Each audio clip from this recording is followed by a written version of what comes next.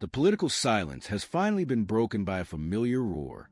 For months, the American landscape seemed dominated by a single, loud narrative, but former President Barack Obama has officially surfaced, leading a coordinated Democratic counteroffensive that has the Trump campaign reeling. This isn't just a series of random appearances. It is a calculated triple-threat strategy featuring Obama's elder statesman charm, New York City Mayor Zoron Mamani's grassroots energy, and Georgia Senator John Ossoff's sharp prosecutorial rhetoric. Obama's return to the spotlight began with a digital earthquake.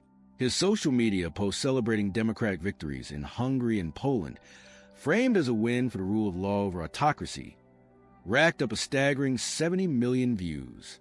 However, the true tactical shift was visible when he visited a school in the Bronx. In a move designed to highlight joy and empathy against a backdrop of political vitriol, Obama and Mayor Mamani were filmed engaging with children, even participating in a rendition of The Wheels on the Bus.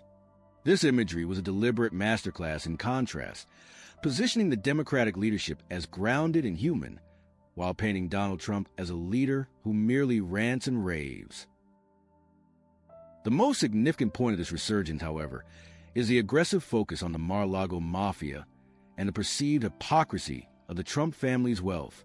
In Georgia, Senator John Ossoff delivered a scathing speech that many observers are calling presidential in its scope and intensity. Ossoff took direct aim at Jared Kushner and the Trump siblings, accusing them of profiteering off global instability. He highlighted the $2 billion Saudi payroll and contrasted it with the economic struggles of everyday Americans. By framing the Trump administration as a regime of princelings who believe the rules don't apply to them, Ossoff is successfully pivoting the conversation from culture wars to corruption. This rhetorical shift appears to be landing where it hurts most: the polling data. A retro moment for the Trump campaign, showing a massive 34-point swing among non-college educated white voters. Once the bedrock of Trump support, this demographic is reportedly souring on the administration as the cost of living skyrockets. With ground beef up 20% and coffee up 40%, the Democratic messaging is hitting the kitchen table hard. Ossoff's speech underscored this by noting that the $200 billion requested for the war in Iran could have funded a decade of universal pre-kindergarten.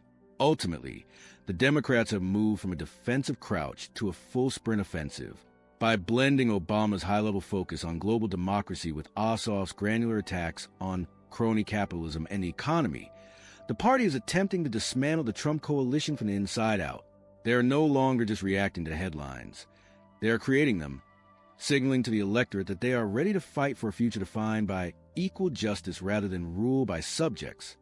The wave is building, and for the first time in years, the Mar-a-Lago Mafia finds itself on the ropes.